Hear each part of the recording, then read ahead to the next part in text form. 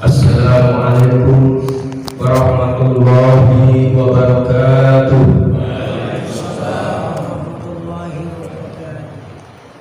Alhamdulillahirabbil alamin. Wassalatu wassalamu ala asrofil anbiya'i wal mursalin wa ala sayyidina Muhammadin wa ala alihi wa sahbihi ajma'in. Rabbi shrah li sadri wa yassir li amri wahlul 'uqdatam min lisani yafqahu qawli. Amma ba'd. Alhamdulillahirabbil alamin.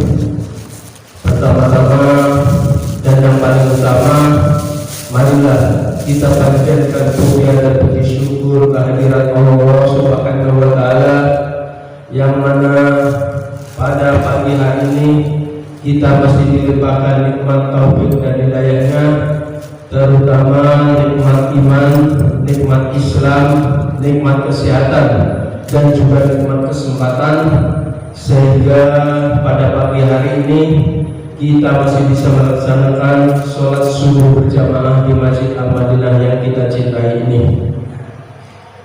Salawat serta salam semoga senantiasa tercurahkan kepada junjungan kita, kepada pemimpin kita, kepada tauladan kita, yaitu Nabi Muhammad SAW beserta keluarganya, para sahabatnya, dan para pengikutnya yang istiqomah menjalankan ajarannya sampai akhir zaman. Dan mudah-mudahan kelak kita tergolong umatnya yang mendapatkan syafaat di yaumul kiamat nanti. Amin ya Allah ya rabbal alamin. Jamaah Masjid Al-Madinah yang dirahmati Allah, pada pagi hari ini yang berkesempatan untuk memberikan materi yaitu guru kita Bapak Ustadz Priyatno. Kebetulan beliau sudah ada di tengah-tengah kita.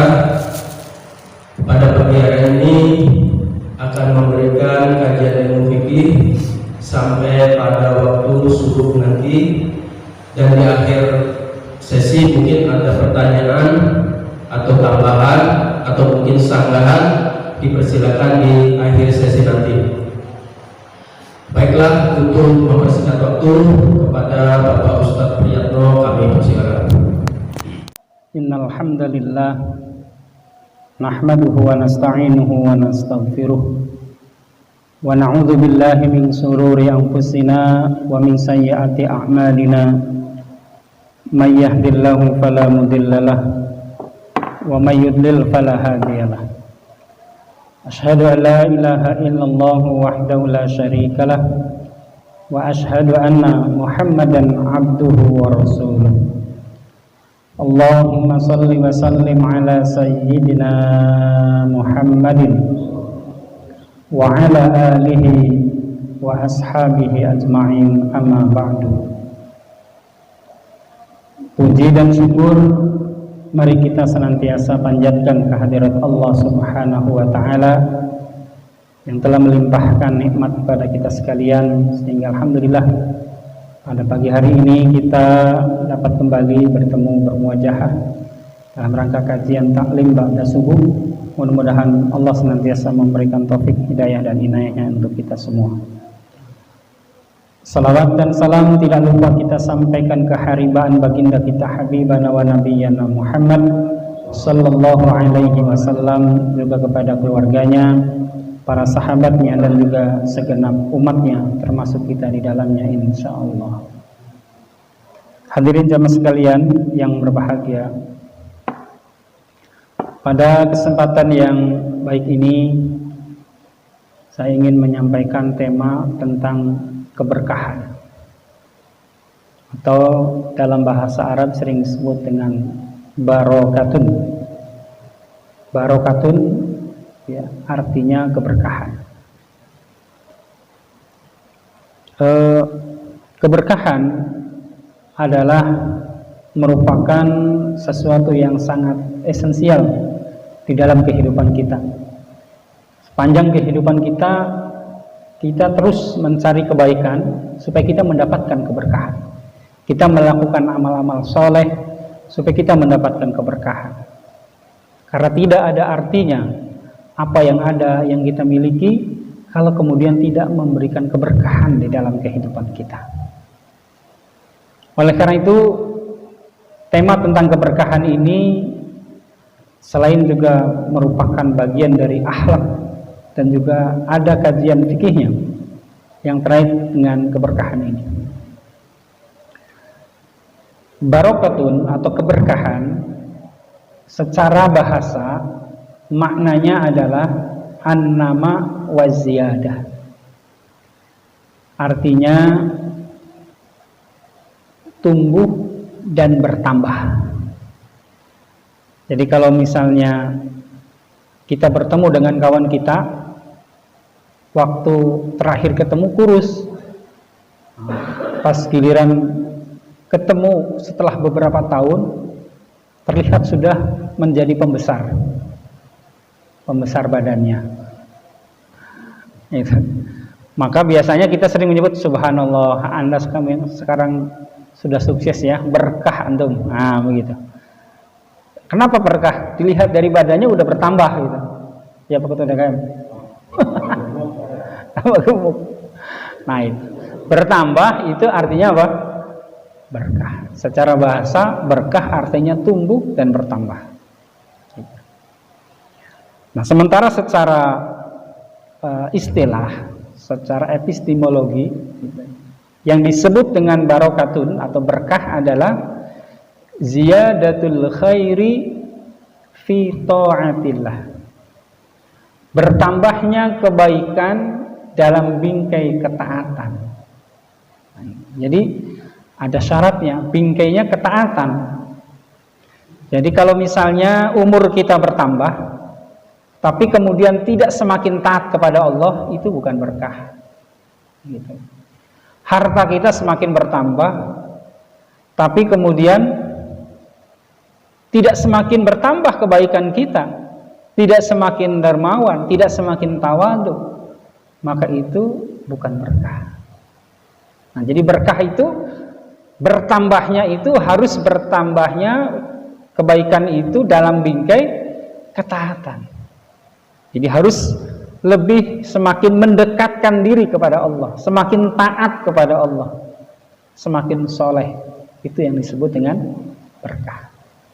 Sehingga umur yang dikatakan berkah bukan masalah panjang umur dan pendeknya, tetapi sejauh mana kualitas amal-amalnya itu bermanfaat untuk dirinya, keluarganya, masyarakatnya, bahkan bangsa dan negara.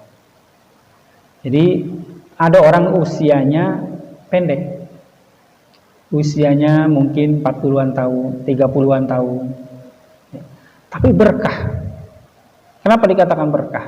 Karena jasa-jasanya, karya-karyanya, hasil dari jerih payah perjuangannya dirasakan oleh generasi selanjutnya. Gitu. Itu namanya berkah. Ambil contoh misalnya di negara kita ada seorang pejuang namanya Panglima Besar Jenderal Sudirman. Nah, gitu. Usianya sekitar 40-an tahun kalau tidak salah. Usianya hanya 40-an tahun, nggak sampai 60, nggak sampai 70, 80, 40-an tahun. Beliau orang soleh, seorang guru ngaji yang kebetulan dinobatkan menjadi Panglima Besar Jenderal Sudirman. Ya. Tapi jasanya sampai sekarang bisa kita rasakan, gitu ya. Ibarat pepatah, kalau gajah mati meninggalkan gading, kan gitu. Harimau mati meninggalkan belang, manusia mati meninggalkan amal, meninggalkan karya, ya. Asal jangan meninggalkan utang. Mungkin ada juga yang meninggalkan utang, jadi mewariskan utang yang menjadi kewajiban menjadi ahli warisnya. Nah, Panglima Besar Jenderal Sudirman sekali lagi usianya 40-an tahun, ya kan? Tetapi karyanya, jasa perjuangannya dalam kemerdekaan terus dikenang. Sehingga untuk mengenang jasa beliau, ada nama menyematkan dengan nama beliau. Ada jalan di Jakarta, namanya Jalan Jenderal Sudirman, kan? Jalan protokol. Jadi orang kalau lewat situ, oh ini Jalan Jenderal Sudirman, mengenang nama jasa beliau, kan begitu. Ada gedung Jenderal Sudirman untuk apa? Untuk mengenang jasa beliau. Ya. Ada kampus Jenderal Sudirman, ya, di daerah mana tuh? Purwokerto, ya kan? Jawa Tengah, ya. Asal dari beliau mungkin ya di situ, ya. Asal beliau dari Purwokerto. Kampus Jenderal Sudirman untuk mengenang jasa-jasanya, sehingga luar biasa. Beliau walaupun usianya 40-an tahun, tetapi karena karyanya, karena jasanya di dalam kemerdekaan terus dikenang, bahkan kebaikannya melampaui dari usia yang sebenarnya. Usianya 40-an tahun, Indonesia sudah merdeka 76 tahun, tapi namanya masih dikenang terus. Bahkan kadang-kadang dalam upacara suka didoain, mari kita mengheningkan cipta untuk mengenang jasa-jasa para pahlawan kita. Kita hadiahkan Fatihah bagi yang muslim, kan begitu. Al-Fatihah, dibacain Al-Fatihah, gitu kan? Didoain sama kita, sama generasi-generasi selanjutnya. Kenapa? Karena jasanya. Nah, itu namanya umur yang berkah. Ada ulama-ulama besar, para imam madhab, ya, Imam Ibnu Hambal, Imam Malik, ya, Imam Syafi'i, Imam Ahmad, ya, mungkin usianya nggak sampai ratusan, nggak sampai 80-an tahun, tetapi jasanya sampai sekarang sudah ratusan tahun masih dikenang. Karya-karyanya dibaca terus oleh umat, oleh generasi-generasi selanjutnya. Bahkan pendapat-pendapatnya dijadikan rujukan di dalam masalah-masalah fikih, dalam masalah-masalah keagamaan. Ada ulama hadis Ibnu Hajar Al-Asqalani, ada para ulama ahli tafsir, ya, As-Suyuti, Ibnu Abbas, sahabat Nabi, ya, Jalalain yang terkenal dengan kitab tafsir Jalalain misalnya, Ibnu Katsir, dan banyak ulama yang usia kebaikannya melampaui usia umur yang sebenarnya. Nah, begitu. Maka harapan kita juga begitu. Walaupun kita usianya mungkin sampai 50-an, 60-an, 70-an, bahkan 80-an tahun, tapi karena kita punya karya, kita punya jasa, yang walaupun amal kita serahkan kepada Allah, Allah yang menilai kita, tetapi orang mengenal kita dengan kebaikannya. Ketika datang ke sini, sholat di Masjid Al-Madinah, kemudian subhanallah, masjid ini nyaman, ya. Jasanya siapa ini? Oh, ini di sini dulu banyak yang berjasa. Ada Ustadz Ali, ada Ustadz Santo, ada banyak orang yang telah memberikan kontribusi untuk pembangunan Masjid Al-Madinah ini. Nah, sehingga kalau datang ke sini ingat wajahnya Ustadz Ali. Ketika datang ke sini ingat jasanya para pendiri Masjid Al-Madinah. Bahkan generasi-generasi selanjutnya akan merasakan dampaknya, merasakan kebaikannya. Itu yang disebut dengan berkah. Ketika datang ke sini, aduh, saya dulu kenal dengan si fulan, orangnya baik sekali, orangnya sopan, tawadu, padahal orangnya sudah wafat, padahal orangnya sudah pindah ke daerah lain karena tugas negara dan tugas pekerjaan dan sebagainya, tapi dikenang terus. Itulah yang disebut dengan berkah. Jangan sampai kemudian orang mengenal kita tentang keburukan kita. Na'udzubillah min dzalik. Mudah-mudahan Allah, ya, melindungi kita semua dari itu, ya. Hadirin jamaah sekalian yang berbahagia, ada jabatan, Allah berikan jabatan kepada seseorang, maka jabatan yang berkah adalah jabatan yang memberikan maslahah bagi umat, memberikan kebaikan bagi rakyat. Ketika menjabat, banyak kebaikan, banyak kebijakannya yang berpihak kepada rakyat, maka itu disebut dengan jabatan yang berkah. Kalau sebaliknya, semakin menyusahkan rakyat, terus akan dikenang sepanjang negara itu dulu ada seorang pemimpin, si Fulan. Waduh, luar biasa, zaman Fulan itu nyari pekerjaan susah, semuanya dibikin susah dan seterusnya misalnya.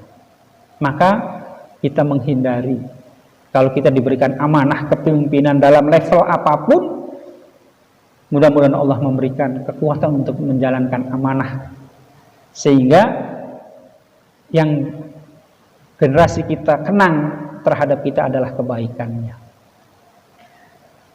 Ambil contoh misalnya, dulu di Jawa Barat ada seorang gubernur namanya Ahmad Heriawan, Dr. Ahmad Heriawan LCMSI. Nah, begitu kan.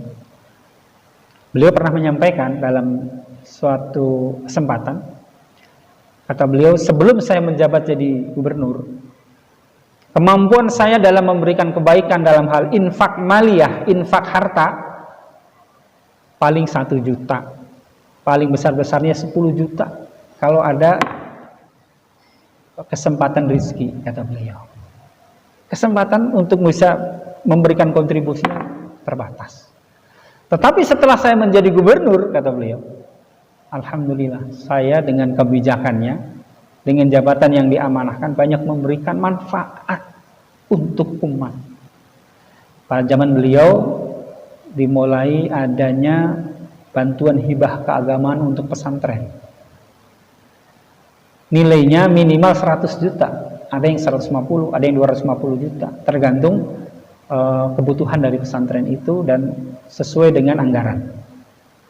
Katakan minimal 100 juta.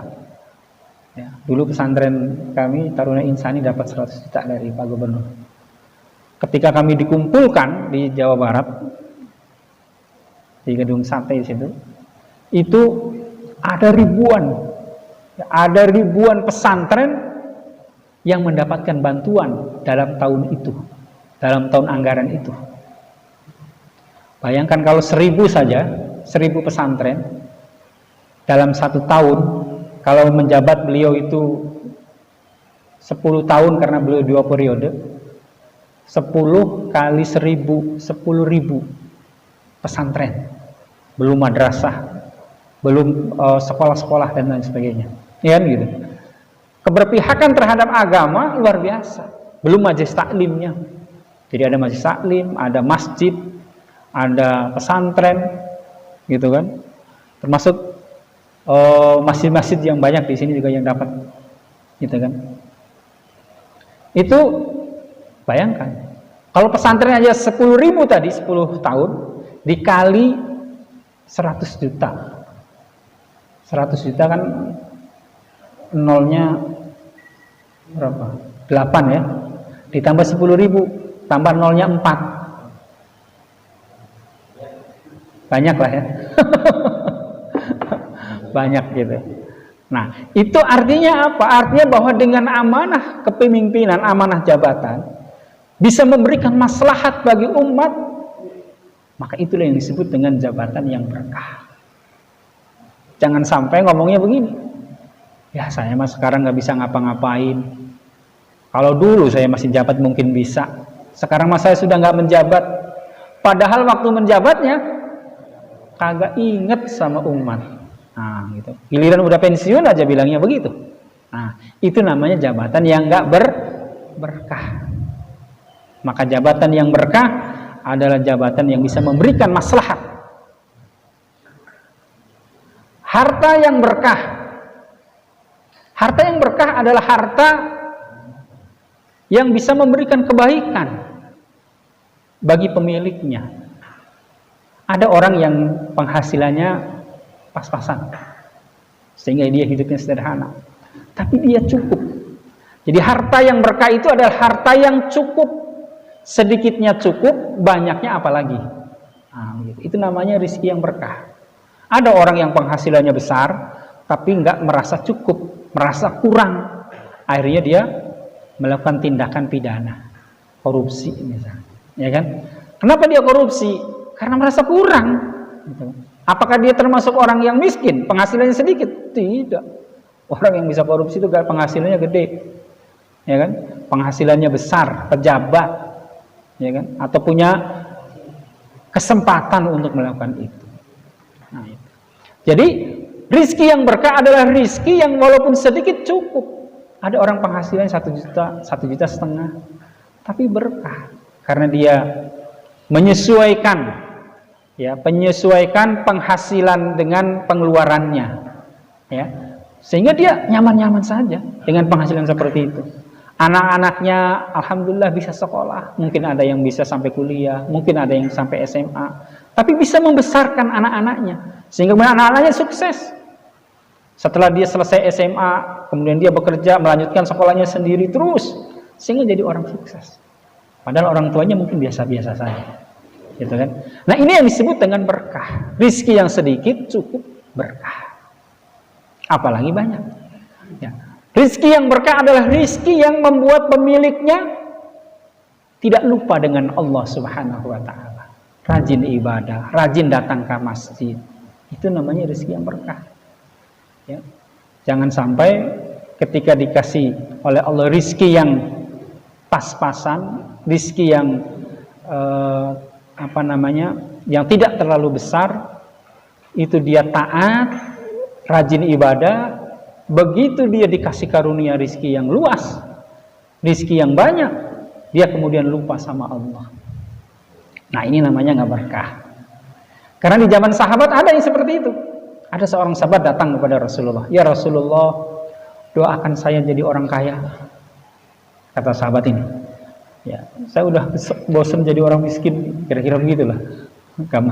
Gampangnya begitu. Kata Rasulullah, "Jangan kamu mau.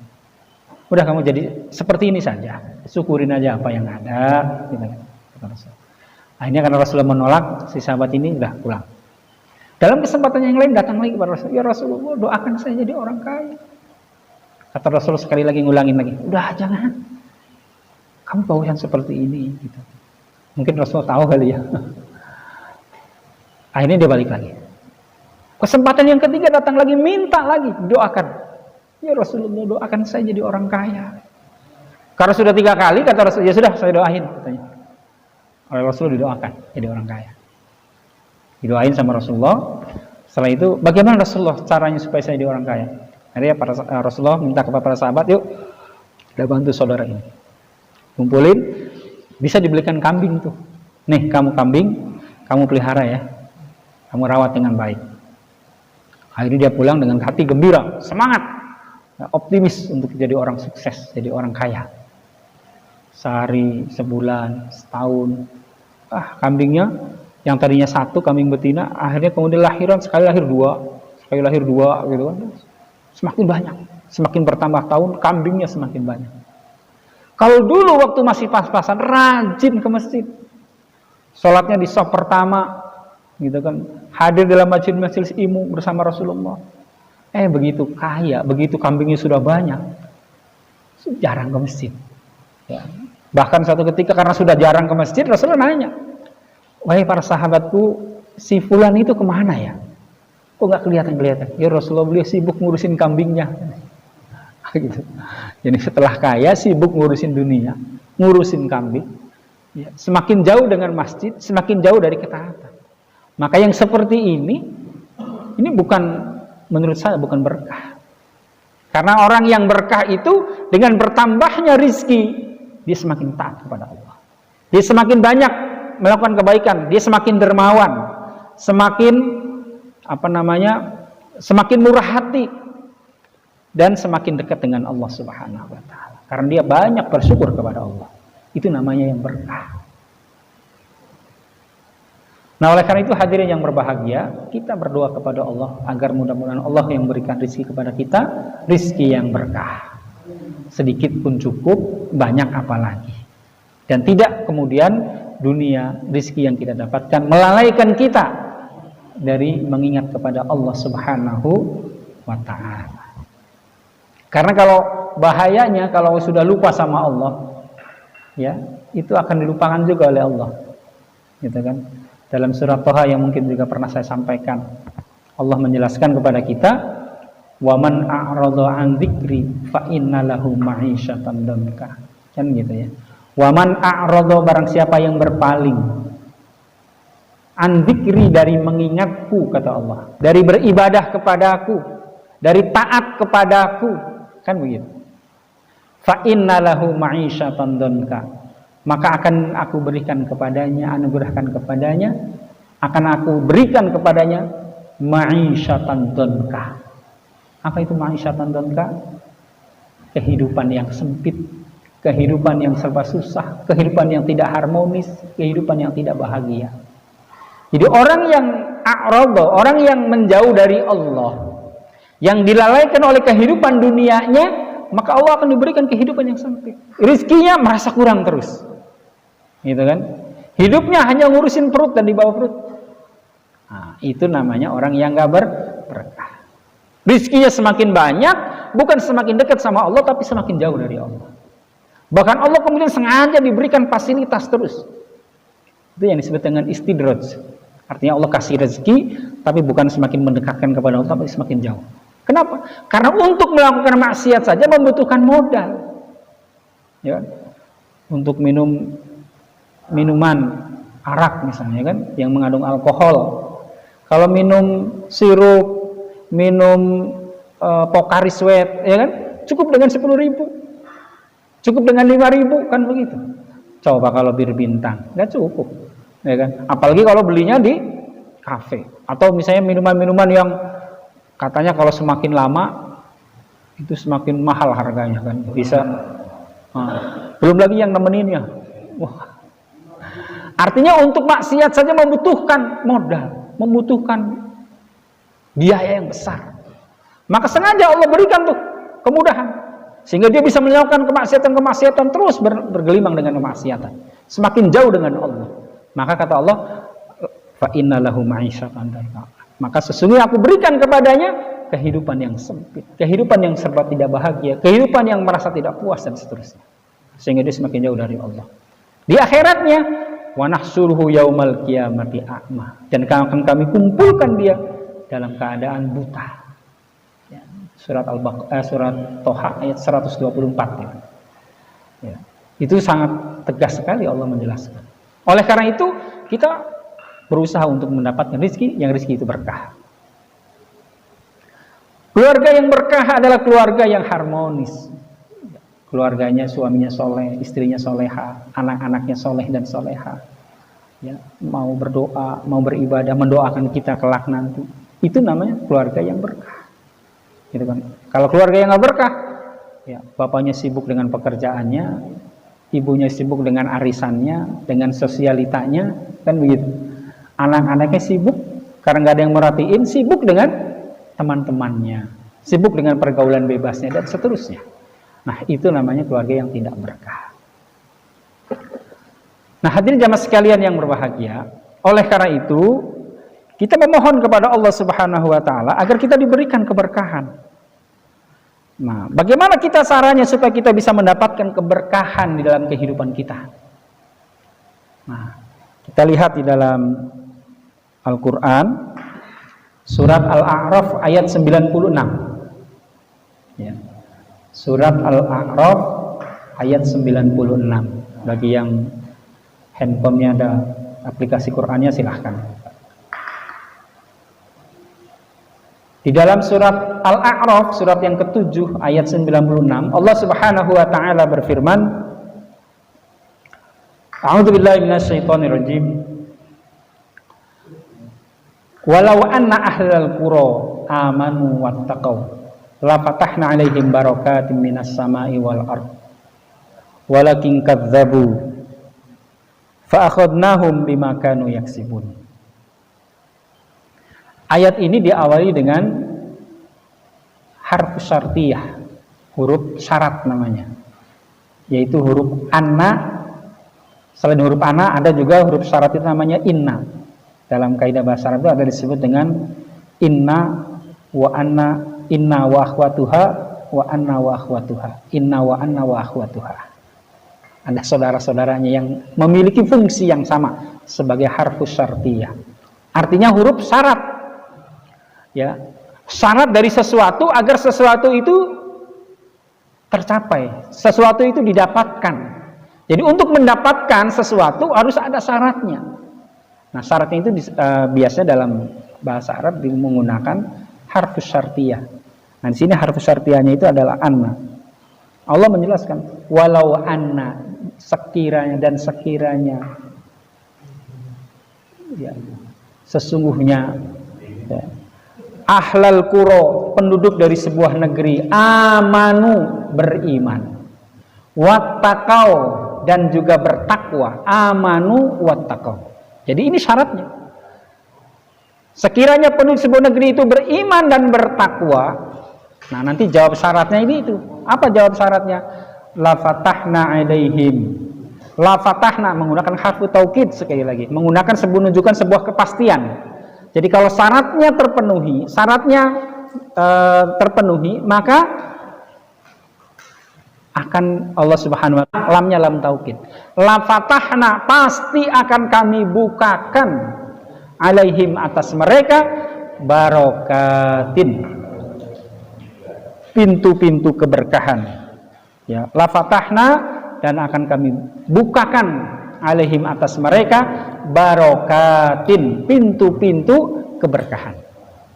Ya, pintu-pintu keberkahan. Minas samai, dari langit, wal ardi, dan dari bumi. Langitnya memberikan keberkahan dalam kehidupan. Kalau hujan, hujannya berkah, rahmat. Gitu kan, menumbuhkan tanaman-tanaman. Buminya subur, makmur. Nah, itu namanya berkah. Dan ayat ini menjelaskan tentang keberkahan yang sifatnya kolektif. Walau anna ahlal qura, penduduk sebuah negeri, sebuah masyarakat komunal. Tapi bisa juga berlaku untuk keberkahan yang bersifat individual. Ya, keberkahan dari keluarga, keberkahan dari diri kita, ya. Kalau misalnya kita itu berkah, ya, kita akan mendapatkan keberkahan, syaratnya apa? Syaratnya tadi, amanu wattaqau, beriman dan bertakwa. Nah, jadi kalau beriman dan bertakwa, semakin tinggi keimanannya, semakin kuat ketakwaannya, maka akan semakin berkah dalam hidupnya. Bahkan dalam hadisnya, dalam ayat yang lain Allah menjelaskan, ya, wa may yattaqillaha yaj'al lahu makhraja. Karena siapa yang bertakwa kepada Allah, maka Allah akan berikan jalan-jalan solusi bagi problem kehidupannya. Ya, dalam ayat yang lain, wa may yattaqillaha yarzuqhu min haitsu la yahtasib. Barang siapa yang bertakwa kepada Allah, maka diberikan rezeki dari arah yang tak terduga-duga. Ah, ini keberkahan namanya. Keberkahan karena ketakwaan, karena keimanan. Maka syarat ini yang harus kita bangun. Ya, kita semakin dekat dengan Allah, rajin dalam majelis ilmu, rajin melakukan amal soleh. Semakin kuat iman kita, semakin tinggi ketakwaan kita, maka akan semakin berkah hidup kita. Nah, itu. Jadi kalau kita ingin dapat keberkahan, syaratnya itu amanu wattaqau. Tetapi kalau sebaliknya, ya, walakin kadzabu, akan tetapi mereka mendustakan apa? Ayat-ayat kami, kata Allah. Mendustakan ayat-ayat Allah. Enggak mau taat dengan perintah-perintah Allah. Mendustakan itu artinya dia tidak taat atas perintah-perintah Allah. Maka di sini jelaskan, walakin kadzabu, akan tetapi mereka mendustakan ayat-ayat Allah, semakin jauh dengan Allah, ya, dikasih anugerah bukan semakin taat tapi semakin maksiat. Semakin meninggalkan kewajiban-kewajiban agama. Maka kata Allah apa? Fa'akhadnahum, maka akan kami ambil. Akhadha itu maknanya mengambil. Makna letternya. Makna lainnya bisa dicabut. Makna yang lebih keras lagi, fa'akhadnahum, maka akan kami siksa mereka. Nah, itu. Bima kanu yaksibun, disebabkan karena yang telah mereka lakukan. Nah, itu. Jadi akibat dari kedustaannya kepada ayat-ayat Allah, akibat tidak mensyukurinya nikmat-nikmat yang Allah berikan kepadanya, akibat dia tidak mau beriman dan bertakwa kepada Allah, maka Allah akan cabut, Allah akan ambil, Allah akan siksa karena perlakuannya, karena kedustaannya itu. Maka ada tuh orang yang tadinya punya jabatan, dihormati, begitu pensiun dia kena penyakit power syndrome. ya kan? Nggak ada orang hormatin, hidupnya sia-sia, akhirnya apa? Stroke.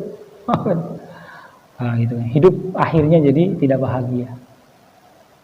Ada yang dulunya punya fasilitas dari negara, fasilitas dari kantornya, wah dihormati dan seterusnya. Tetapi dia tidak mengindahkan halal dan haram, ya, mempersulit bukan mempermudah. Nah, harusnya dengan jabatan itu dia akan memudahkan, bukan mempersulit rakyatnya atau orang yang dipimpinnya. Nah, sehingga kemudian apa? Banyak yang doain jelek, gitu kan, terhadap pemimpinnya ini. Akibatnya setelah pensiun dia punya penyakit gagal ginjal. Nah, begitu. Seminggu 2 kali dia harus cuci darah. Kalau 1 kali 1 juta biayanya misalnya dengan transport dan sebagainya. Tapi kalau orang kaya kan nggak mungkin di kelas 3 ya. Pasti milih rumah sakitnya ke rumah sakit yang bagus. Ruangannya juga ruangan yang VVIP. Bisa jadi sekali cuci darah menghabiskan 20 juta, 25 juta 1 kali. Kalau seminggu 2 kali sudah 50 juta seminggu. Kalau sebulan dikalikan 4. Kalau setahun dikalikan 12. Sementara gagal ginjalnya bertahun-tahun habis hartanya. Ya kan? Tekor gitu kan. Sampai akhirnya kemudian tidak bisa nyambung lagi. Alias wassalam. Gitu. Nah, itu bisa jadi karena hidupnya tidak berkah. Kenapa? Kadzabu, karena dia mendustakan ayat-ayat. Disuruh Allahnya begini, dia tidak melakukannya. Disuruhnya memudahkan, dia mempersulit. Disuruh ibadah, dia meninggalkan. Disuruh taat, dia malah maksiat. Nah, inilah yang disebut dengan dicabutnya keberkahan karena tidak mau beriman dan bertakwa, tidak mau taat kepada Allah. Nah, oleh karena itu, sekali lagi ayat ini menjelaskan kepada kita agar kita mendapatkan keberkahan baik secara individual maupun kolektif, maka bangun suasana religius, bangun suasana keberagamaan dalam kehidupan diri kita, keluarga kita, masyarakat kita, bahkan bangsa dan negara. Kalau bangsa dan negara negeri ini penduduknya beriman dan bertakwa, pasti akan dikasih pemimpin yang baik. Kalau sudah dikasih pemimpin yang baik, maka negeri itu akan jadi berkah, subur, makmur, gemaripah loh jinawi baldatun thayyibatun wa rabbun ghafur. Nah, hadirin jamaah sekalian yang dirahmati oleh Allah Subhanahu wa taala, bagaimana kita implementasi dari keimanan dan ketakwaan untuk meraih keberkahan itu? Nah, ada beberapa wasilah, ada beberapa sarana yang bisa kita dapatkan untuk mengimplementasikan nilai-nilai keimanan dan ketakwaan untuk meraih keberkahan. Di antara yang pertama, melalui ucapan dan perbuatan. Melalui ucapan, kita banyak zikir kepada Allah, banyak bersolawat kepada Rasulullah, ya kan? Ya, sepanjang di waktu-waktu senggang kita banyak bersolawat kepada Rasulullah. Ya, sallallahu ala Muhammad, sallallahu ala Muhammad, sallallahu ala Muhammad. Daripada kita yang enggak misalnya kan naik motor sambil bersolawat, sallallahu ala Muhammad, sallallahu. Berkah jadi perjalanan kita, gitu kan? Apalagi nanti di akhirat dapat syafaat dari Rasulullah sallallahu alaihi wasallam. Itu namanya melalui ucapan. Dengan salawat kita akan diberikan keberkahan oleh Allah. Dengan ucapan membaca Al-Qur'an, maka rumah kita akan jadi berkah. Gitu kan? Sering saya sampaikan hadis ini. Rasulullah sallallahu alaihi wasallam bersabda, "Aksiru min tilawatil Qur'an fi buyutikum." Saya enggak bosan-bosan untuk mengingatkan jamaah dimanapun. Ya, kata Rasulullah apa? Perbanyaklah oleh kamu sekalian membaca Al-Quran di rumah-rumah kalian. Ya kan? Fa innal baita, karena sesungguhnya rumah alladzi la yaqra'u fil Qur'an, yang tidak dibaca Al-Quran, jarang dibaca Quran. Kata Rasulullah apa? Yaqillu khairuhu, sedikit kebaikannya. Sedikit kebaikannya. Sementara berkah itu apa? Ziyadatul khair, bertambahnya kebaikan. Jadi kalau misalnya rumah itu sedikit kebaikannya, ya kita mau zikir baru sebentar pantatnya udah terasa panas. Sholat pengennya buru-buru, cepet-cepet, ya kan, nggak meresapi maknanya, tidak khusyuk, gitu kan. Berat sekali untuk sholat juga, kadang-kadang tertinggal, gitu kan. Untuk sholat tahajud apalagi, untuk sholat hajat apalagi. Sholat duha sering ditinggal. Berat untuk melakukan kebaikan. Baca Quran baru juga 2 baris, matanya udah kunang-kunang. Kenapa? Karena jarang baca Quran. Kalau orang sudah terbiasa baca Quran, udah 1 halaman, sudah 2 halaman, tahu-tahu sudah setengah juz, gitu kan? Terus di waktu yang lain baca lagi setengah juz lagi, sehari 1 juz, one day one juz, begitu kan?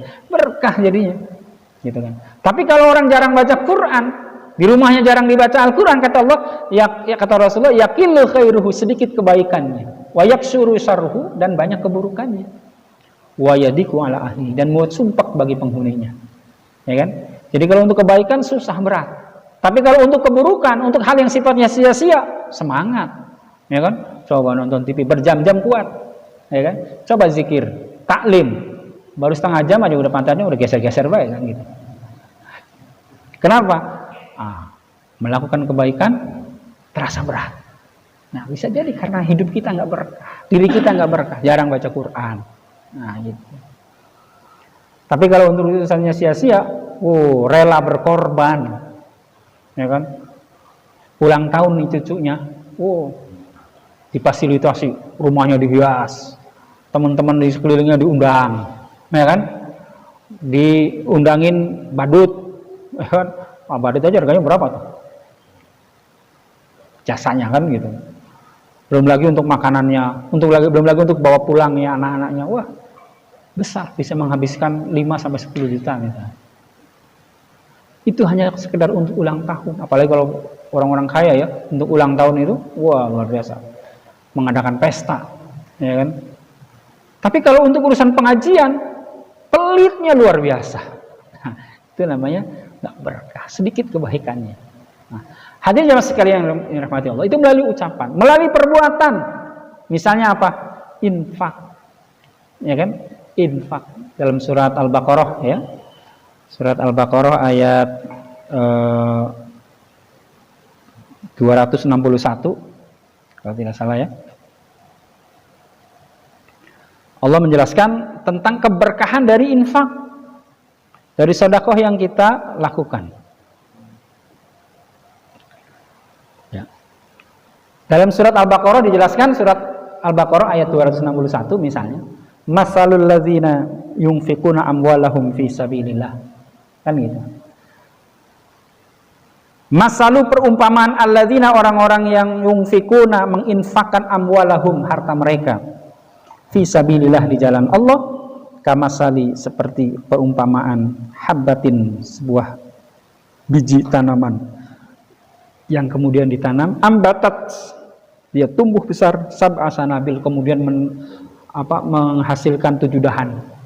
Tadinya biji 1 ditanam, tumbuh besar, ada 7 dahan, ya, sab'a sanabil.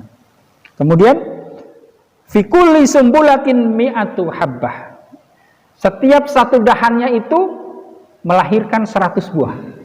Kalau ada 7 dahan, 700. Kalau ada 7 dahan ya 100, satu dahannya. Kalau ada 7 dahan berarti 700. Tadinya 1 biji menghasilkan berapa? 700 buah. Nah, gitu kan. Itu namanya berkah. Ya, minimal berkah pahalanya. Apalagi kemudian sudah pahalanya dapatkan, kemudian rezekinya juga diberkah, semakin murah, semakin Allah berikan keberkahan, semakin banyak rezekinya. Nah, gitu kan. Wallahu yudha'ifu liman yasha, dan Allah Maha Kuasa untuk melipat gandakan terhadap orang yang dikehendakinya. Wallahu wasi'un alim, dan Allah Maha luas rezekinya dan juga Maha mengetahui. Nah, ini namanya mencari keberkahan melalui perbuatan, melalui infak, melalui sholat sunnah, melalui sholat nafilah, ya, sholat sunnah rawatib. Semakin berkah hidup kita, semakin banyak pahala yang kita dapatkan, semakin banyak tabungan amal kita. Itu namanya mencari berkah melalui wasilah ucapan dan perbuatan. Kemudian yang kedua, mencari berkah melalui tempat-tempat yang Allah berikan keberkahan. Ya. Misalnya di dalam sholat misalnya ya. Di dalam sholat, kita sholat di Masjid Al-Madinah. Bukan Al-Madinah yang di Mekah, bukan. Madinah di sini nih. Masjid Al-Madinah. Kemudian dibandingkan dengan salat di Madinah yang ada di sana. Al-Madinatul Munawwarah. Gitu kan? Masjid Nabawi, ya, Masjid Nabi. Apa perbandingannya? Dalam sebuah hadis Rasulullah mengatakan,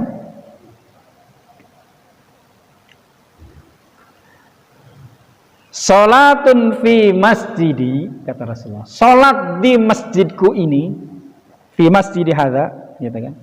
Kata Rasulullah, salat di masjidku ini, maksudnya Masjid Nabawi di Madinah, ya. Afdalu, itu lebih utama, min alfi solatin, dari alfi, 1000 solatin, solat. Lebih baik, lebih afdol dari solat 1000 kali solat, fima siwahu, dari selain masjidku ini, illa al masjidil haram, kecuali masjidil haram. Ya, artinya apa? Artinya kalau kita sholat di Masjid Al-Madinah yang kita tempatin ini 1000 sholat, 1000 kali sholat, gitu kan? Di sana cuma 1 kali. Bayangkan tuh. Makanya biasanya orang jamaah haji dan umroh ngejar arba'in kan gitu. Bisa sholat sampai 40 waktu. Ya, karena satu waktu saja itu sholatnya masih lebih baik dari 1000 kali kita sholat selain di sholat Masjid Madinah Al-Munawwarah. Begitu kan? Nah, bagaimana kalau misalnya kita sepanjang waktu umroh itu sholatnya di Masjid Nabawi terus? Wah, pahalanya semakin berkah. Di Masjidil Haram, wah, lebih besar lagi pahalanya. Dijelaskan dalam hadis itu, mi'atu alfi. Ya, afdolnya itu mi'atu alfi. 100.000 kali di Masjidil Haram. Bayangkan. Artinya apa? Sholat 100.000 kali kita di Masjid Al-Madinah Komplek Puri ini, 100.000 kali. Di Masjidil Haram hanya 1 kali. Bayangkan. Bagaimana kalau kita setiap waktu kita sholat di sana, sholat sunnah di sana, sholat duha, sholat sunnah rawatibnya, sholat hajatnya, sholat tahajudnya, sholat taubatnya, sholat sunnahnya kita lakukan, gitu kan? Kemudian sholat wajibnya sudah pasti kan begitu. 1 sholat di sana 100.000 kali di sholat selain di Masjidil Haram. Makanya pahalanya luar biasa. Maka wajar kalau kemudian Rasulullah menjanjikan bagi orang yang haji dan umrah, al-hajjul mabruru laisa lahu jazaa'un ilal jannah. Ya. Al-haji yang mabrur itu tidak ada balasan yang pantas untuknya kecuali surga Allah. Kenapa surga balasannya? Karena berkah tempat itu. Ya. Kebaikan yang dilakukan di sana 1 kali, 100.000 kali di tempat-tempat yang lain. Itu yang disebut dengan berkah, tempat yang berkah. Kemudian di Masjid Al-Aqsa 500 kali dibandingkan masjid-masjid yang lain.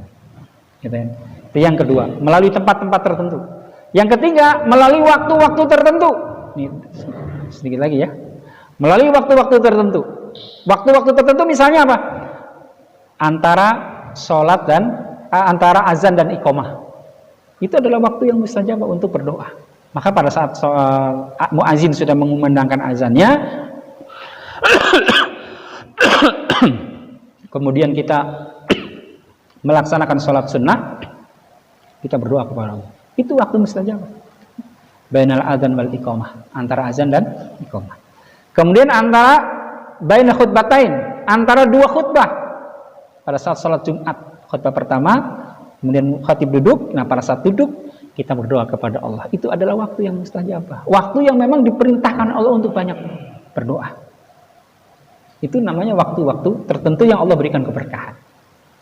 Dalam hitungan bulan-bulan, dalam 1 tahun ada bulan Ramadan. Maka bulan Ramadan bulan yang penuh berkah.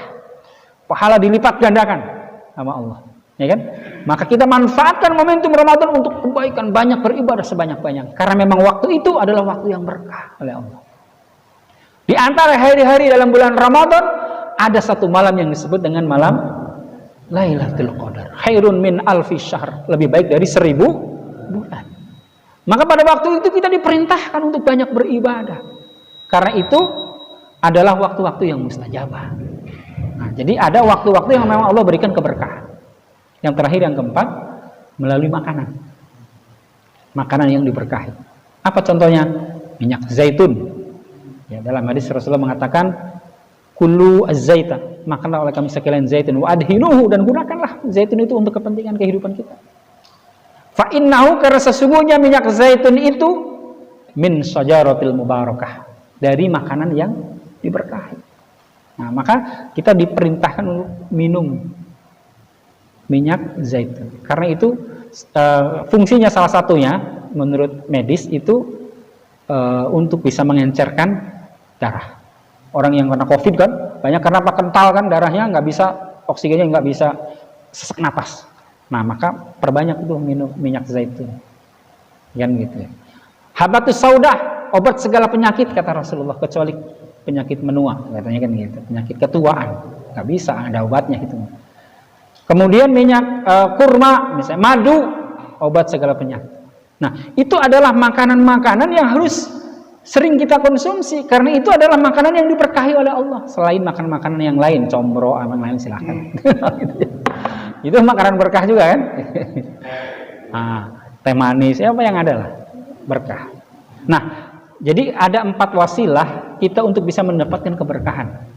Ya, implementasi dari iman dan takwa itu melalui ucapan dan perbuatan, melalui tempat-tempat tertentu, melalui waktu-waktu tertentu, dan yang keempat melalui makanan. Nah, itulah wasilah-wasilah agar kita mendapatkan keberkahan dalam kehidupan kita. Demikian yang dapat saya sampaikan.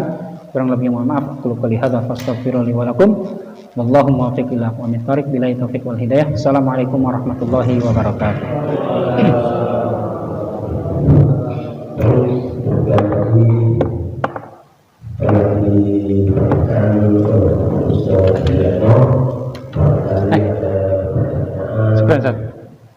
Tambahan atau mungkin ada kesalahan, dipersilakan.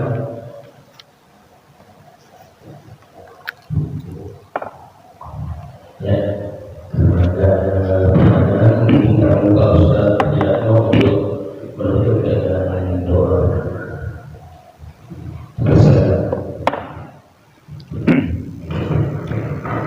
Baik jamaah sekalian yang dirahmati oleh Allah Subhanahu wa taala, untuk mengakhiri kegiatan taklim kita pada pagi hari ini, mari kita sama-sama berdoa kepada Allah Subhanahu wa taala. Mudah-mudahan Allah menganugerahkan kita iman dan takwa sebagai syarat untuk mendapatkan keberkahan dan juga ilmu yang bermanfaat. Astaghfirullahalazim, astaghfirullahalazim, astaghfirullahalazim alladzi la ilaha illa huwal hayyul qayyum wa atubu ilaih. A'udzu billahi minasyaitonir rajim. Bismillahirrahmanirrahim. Hamdan na'imin, hamdan syakirin, hamdan yuafi ni'amahu wa yukafi mazidah. Ya Rabbana lakal hamdu kama yanbaghi li jalali wajhikal karim wa 'azimi sultanik. Allahumma shalli wa sallim ala sayyidina Muhammad wa ala ali sayyidina Muhammad. Allahumma inna nas'aluka minal khairi kullihi ma 'alimna minhu wa ma lam na'lam, wa na'udzu bika minasy syarri kullihi ma 'alimna minhu wa ma lam na'lam. Allahumma inna na'udzu bika min qalbin la ya'sha, wa min du'a'in la yusma', wa min 'ilmin la yanfa', wa min nafsin la tasba', wa na'udzu bika min ha'ula'il arba'. Allahumma rabbana zalamna anfusana wa illam taghfir lana lanakunanna minal khasirin. Rabbana ij'alna min azwajina wa dhurriyyatina qurrata a'yun waj'alna lil muttaqina imama. Allahumma inna nas'alukal huda wat tuqa wal afafa wal ghina.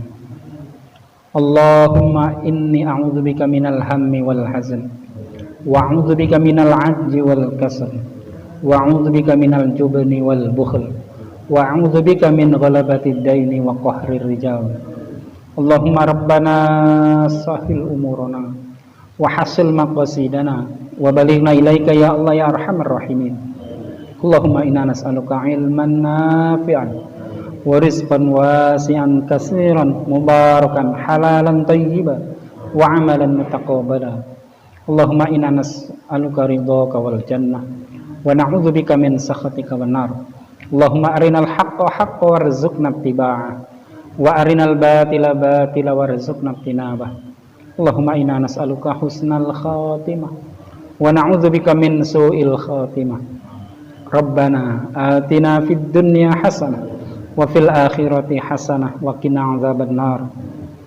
Rabbana taqabbal minna innaka antas samiul alim wa tub alaina innaka antat tawwabur rahim. Wa sallallahu ala sayyidina Muhammadin wa ala alihi wa sahbihi wa sallam. Subhana rabbika rabbil izzati amma yasifun wa salamun alal mursalin walhamdulillahi rabbil alamin. Bisiril Fatihah. Alhamdulillahi rabbil alamin. Iyyaka na'budu wa iyyaka nasta'in. Shiratal ladzina an'amta 'alaihim.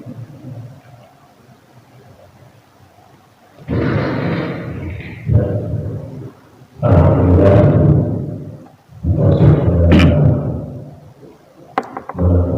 melaksanakan kajian pada subuh. Dan marilah kita alhamdulillah bersama-sama dengan doa. Alhamdulillahirabbil alamin. Subhanakallahumma wa bihamdika asyhadu an la ilaha illa anta astaghfiruka wa atubu ilaik.